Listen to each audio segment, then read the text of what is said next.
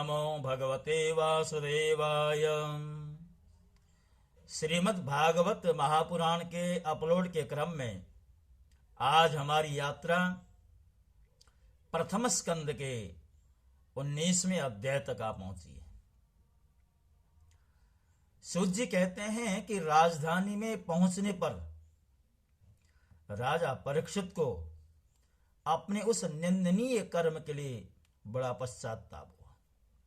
वे अत्यंत उदास हो गए और सोचने लगे कि मैंने निरपराध एवं अपना तेज छिपाए हुए ब्राह्मण के साथ अनार्य पुरुषों के समान बड़ा नीच व्यवहार किया और ये बड़े खेद की बात है। अवश्य ही उन महात्मा के अपमान के फलस्वरूप शीघ्र से शीघ्र मुझ पर कोई विपत्ति आएगी। मैं भी ऐसा ही चाहता हूं, क्योंकि उससे मेरे पाप का प्रायश्चित हो जाएगा और फिर कभी ही मैं ऐसा काम करने का दुस्साहस नहीं करूंगा। देखिए,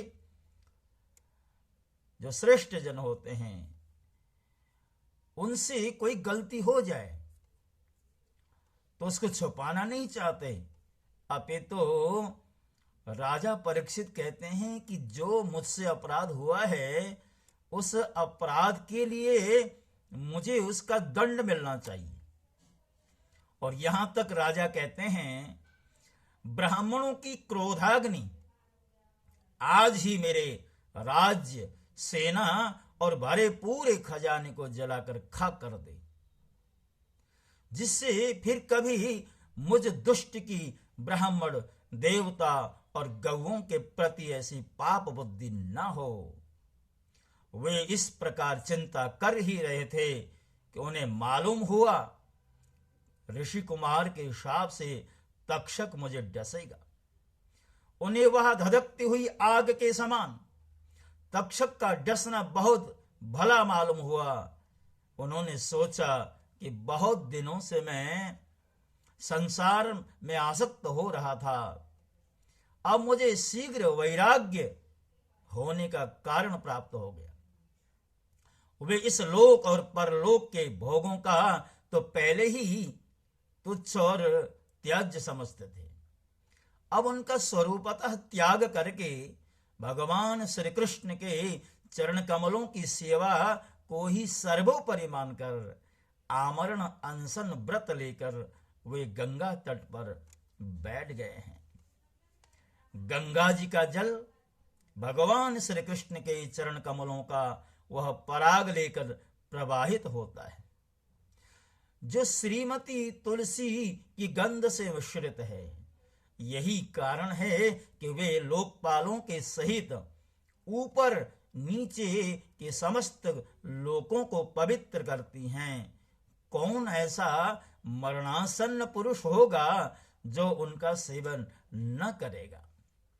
इस प्रकार गंगा जी के तट पर आमरण अनशन का निश्चय करके उन्होंने समस्त आसक्तियों का परित्याग कर दिया और वे मुनियों का व्रत स्वीकार करके अनन्य भाव से श्री कृष्ण के चरण कमलों का ध्यान करने लगे। तत्रोपजग्मुर्भुवनं पुनाना महानुभावा मुनयः सशिष्याः प्रायेण तीर्था विगमापदेशैः स्वयं ही तीर्थानि पुनन्ति सन्तः। उस समय त्रिलोकी को पवित्र करने वाले बड़े बड़े महानुभाव ऋषि मुनि अपने शिष्यों के साथ वहां पधारे। संत जन प्रायः तीर्थ यात्रा के बहाने स्वयं उन तीर्थ स्थानों को ही पवित्र करते हैं। उस समय वहां पर अत्रि, वशिष्ठ, च्यवन, शरद्वान, अरिष्टनेमि, भृगु, अंगिरा, पराशर, विश्वामित्र, परशुराम, उतथ्य, इंद्रप्रमद, इद्मवाहा, मेधातिथि, देवल, आर्षिशेष, सेन, भारद्वाज, गौतम, पिप्पलाद, मैत्रीय, औरव, कश्यप, कवश, अगस्त्य, भगवान व्यास नारद तथा इनके अतिरिक्त और भी कई श्रेष्ठ महर्षि, ब्रह्मर्षि तथा अरुणादि राजर्षियों का शुभागमन हुआ। इस प्रकार विभिन्न गोत्रों के मुख्य मुख्य ऋषियों को एकत्र देखकर राजा ने सबका यथायोग्य सत्कार किया और उनके चरणों पर सिर रखकर वंदना की। जब सब लोग आराम से अपने अपने आसनों पर बैठ गए, तब महाराज परीक्षित ने उन्हें फिर से प्रणाम किया और उनके सामने खड़े होकर शुद्ध हृदय से अंजलि बांधकर वे जो कुछ करना चाहते थे उसे सुनाने लगे। राजा परीक्षित ने कहा, अहो, समस्त राजाओं में हम धन्य हैं, धन्यतम हैं, क्योंकि अपने शील स्वभाव के कारण हम आप महापुरुषों के कृपा पात्र बन गए हैं। राजवंश के लोग प्रायः निंदित कर्म करने के कारण ब्राह्मणों के चरण धोवन से दूर पड़ जाते हैं।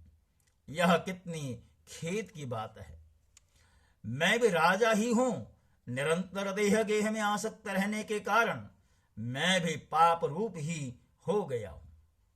इसी से स्वयं भगवान ही ब्राह्मणों के शाप के रूप में मुझ पर कृपा करने के लिए पधारे हैं। यह शाप वैराग्य उत्पन्न करने वाला है, क्योंकि इस प्रकार के शाप से संसार आसक्त पुरुष भयभीत होकर विरक्त हो जाया करते हैं। ब्राह्मणों, अब मैंने अपने चित्त को भगवान के चरणों में समर्पित कर दिया है। आप लोग और मां गंगा जी शरणागत जानकर मुझ पर अनुग्रह करें। ब्राह्मण कुमार के शाप से प्रेरित कोई दूसरा कपट से तक्षक का रूप धरकर मुझे डस ले, अथवा स्वयं तक्षक आकर डस ले, इसकी मुझे तनिक भी परवाह नहीं है। आप लोग कृपा करके भगवान की रसमयी लीलाओं का गायन करें। मैं आप ब्राह्मणों के चरणों में प्रणाम करके पुनः यही प्रार्थना करता हूं कि मुझे कर्मवश चाहे जिस योनि में जन्म लेना पड़े, भगवान श्री कृष्ण के चरणों में मेरा अनुराग हो, उनके चरणाश्रित महात्माओं से विशेष प्रीति हो और जगत के समस्त महात्माओं से विशेष प्रीति हो और जगत के समस्त प्राणियों के प्रति मेरी एक सी मैत्री रहे, ऐसा आप आशीर्वाद दीजिए। महाराज परीक्षित परम धीर थे। वैसा दृढ़ निश्चय करके गंगा जी के दक्षिण तट पर पूर्वाग्र कुशों के आसन पर उत्तर मुख होकर के बैठ गए। राजकाज का भार तो उन्होंने पहले ही अपने पुत्र जन्मेजय को सौंप दिया था। पृथ्वी के एक छत्र सम्राट परीक्षित जब इस प्रकार आमरण अनशन का निश्चय करके बैठ गए, तब आकाश में स्थित देवता लोग बड़े आनंद से उनकी प्रशंसा करते हुए वहां पृथ्वी पर पुष्पों की वर्षा करने लगे तथा उनके नगारे बार बार बज रहे हैं। सभी उपस्थित महर्षियों ने परीक्षित के निश्चय की प्रशंसा की और साधु साधु कहकर उनका अनुमोदन किया। ऋषि लोग तो स्वभाव से ही लोगों पर अनुग्रह की वर्षा करते हैं। यही नहीं, उनकी सारी शक्ति लोक पर कृपा करने के लिए ही होती है। उन लोगों ने भगवान श्री कृष्ण के गुणों से प्रभावित परीक्षित के प्रति उनके अनुरूप वचन कहे। राजर्षि शिरोमणि, भगवान श्री कृष्ण के सेवक और अनुयायी आप पांडुवंशियों के लिए यह कोई आश्चर्य की बात नहीं, क्योंकि आप लोगों ने भगवान की सन्निधि प्राप्त करने की आकांक्षा से उस राज सिंहासन का एक क्षण में ही परित्याग कर दिया है, जिसकी सेवा बड़े बड़े राजा अपने मुकुटों से करते थे। हम सब तब तक यहीं रहेंगे जब तक ये भगवान के परम भक्त परीक्षित अपने नश्वर शरीर को छोड़कर माया दोष एवं शोक से रहित भगवत धाम में नहीं चले जाते। ऋषियों के ये वचन बड़े ही मधुर, गंभीर, सत्य और समता से युक्त थे। उन्हें सुनकर राजा परीक्षित ने उन योग युक्त मुनियों का अभिनंदन किया और भगवान के मनोहर चरित्र सुनने की इच्छा से ऋषियों से प्रार्थना की। महात्माओं, आप सभी सब ओर से यहाँ पधारे हैं। आप सत्यलोक में रहने वाले मूर्तिमान वेदों के समान हैं। आप लोगों का दूसरों पर अनुग्रह करने के अतिरिक्त जो आपका सहज स्वभाव ही है, इस लोक या परलोक में और कोई स्वार्थ नहीं है। विप्रवरों, आप लोगों पर पूर्ण विश्वास करके मैं अपने कर्तव्य के संबंध में यह पूछने योग्य प्रश्न करता हूं।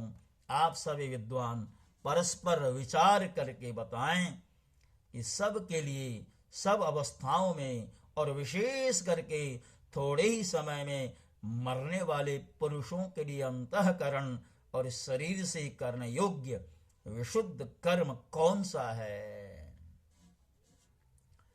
उसी समय पृथ्वी पर स्वेच्छा से विचरण करते हुए किसी की कोई अपेक्षा न रखने वाले व्यास नंदन भगवान श्री सुखदेव जी महाराज वहां प्रकट हो गए। वे वर्ण अथवा आश्रम के बाह्य चिन्हों से रहित एवं आत्मानुभूति से संतुष्ट थे। बच्चों और स्त्रियों ने उन्हें घेर रखा था। उनका वेश अवधूत का था। 16 वर्ष की अवस्था थी। चरण, हाथ, जंगा, भुजाएं, कंधे, कपोल और अन्य सब अंग अत्यंत सुकुमार थे। नेत्र बड़े बड़े और मनोहर थे। नासिका कुछ ऊंची थी। कान बराबर थे।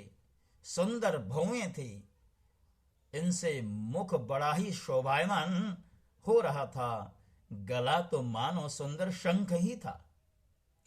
हंसली ढकी हुई छाती, चौड़ी और उभरी हुई नाभि भंवर के समान गहरी तथा उदर बड़ा ही सुंदर त्रिवली से युक्त था। लंबी लंबी भुजाएं, मुख पर घुंघराले बाल बिखरे हुए थे। इस दिगंबर वेश में वे श्रेष्ठ देवताओं के समान तेजस्वी जान पड़ते थे। श्याम रंग था। चित्त को चुराने वाली भरी जवानी थी। वे शरीर की छटा और मधुर मुस्कान से स्त्रियों को सदा ही मनोहर जान पड़ते थे। यद्यपि उन्होंने अपने तेज को छिपा रखा था, फिर भी उनके लक्षण जानने वाले मुनियों ने उन्हें पहचान लिया और वे सब के सब अपने अपने आसन छोड़कर उनके सम्मान के लिए उठ खड़े हुए। राजा परीक्षित ने अतिथि रूप से पधारे हुए श्री सुखदेव जी को सिर झुकाकर प्रणाम किया और उनकी पूजा की। उनके स्वरूप को न जानने वाले बच्चे और स्त्रियां उनकी यह महिमा देखकर वहां से लौट गए। सबके द्वारा सम्मानित होकर श्री सुखदेव जी श्रेष्ठ आसन पर विराजमान हुए। ग्रह, नक्षत्र और तारों से घिरे हुए चंद्रमा के समान ब्रह्मर्षि, देवर्षि और राजर्षियों के समूह से आवृत श्री सुखदेव जी अत्यंत शोभायमान हुए। वास्तव में वे महात्माओं के भी आदरणीय थे। जब प्रखर बुद्धि श्री सुखदेव जी शांत भाव से बैठ गए, तब भगवान के परम भक्त परीक्षित ने उनके समीप आकर और चरणों पर सिर रख कर प्रणाम किया और फिर खड़े होकर हाथ जोड़कर नमस्कार किया। उसके पश्चात मधुर वाणी से उनसे यह पूछा। परीक्षित ने पूछा, ब्रह्मस्वरूप भगवान, आज हम बड़भागी हुए, क्योंकि अपराधी क्षत्रिय होने पर भी हमें संत समागम का अधिकारी समझा गया। आज कृपा पूर्वक अतिथि रूप से पधार कर आपने हमें तीर्थ के तुल्य पवित्र बना दिया है। येषां संस्मरणता पुंसाम सद्यः शुद्ध्यन्ति वै गृहाः किं पुनर्दर्शन स्पर्श पाद शौचासनादि ही। आप जैसे महात्माओं के स्मरण मात्र से ही गृहस्थों के घर तत्काल पवित्र हो जाते हैं। फिर दर्शन, स्पर्श, पाद प्रक्षालन और आसन दानादि का स्वावसर मिलने पर तो कहना ही क्या है। महायोगिन जैसे भगवान विष्णु के सामने दैत्य लोग नहीं ठहरते, वैसे ही आपकी सन्निधि से बड़े बड़े पाप भी तुरंत नष्ट हो जाया करते हैं। अवश्य ही पांडवों के सुहृद भगवान श्री कृष्ण मुझ पर अत्यंत प्रसन्न हैं। उन्होंने अपने फूफेरे भाइयों की प्रसन्नता के लिए उन्हीं के कुल में उत्पन्न हुए मेरे साथ भी अपनेपन का व्यवहार किया है। भगवान श्री कृष्ण की कृपा न होती तो आप सरीखे एकांत वनवासी अव्यक्त गति परम सिद्ध पुरुष स्वयं पधार कर इस मृत्यु के समय हम जैसे प्राकृत मनुष्यों को क्यों दर्शन देते। आप योगियों के परम गुरु हैं, इसलिए मैं आपसे परम सिद्धि के स्वरूप और साधन के संबंध में प्रश्न कर रहा हूं। जो पुरुष सर्वथा मरणासन्न है उसको क्या करना चाहिए। भगवान साथ ही यह भी बताइए कि मनुष्य मात्र को क्या करना चाहिए। वे किसका श्रवण, किसका जप, किसका स्मरण और किसका भजन करें तथा किसका त्याग करें। भगवत स्वरूप मुनिवर, आपका दर्शन अत्यंत दुर्लभ है, क्योंकि जितने देर एक गाय दूही जाती है गृहस्थों के घर पर, उतनी देर भी तो आप नहीं ठहरते।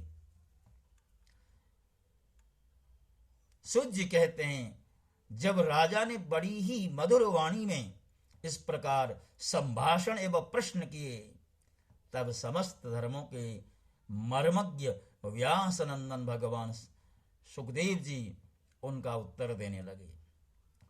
कृष्ण भक्तों,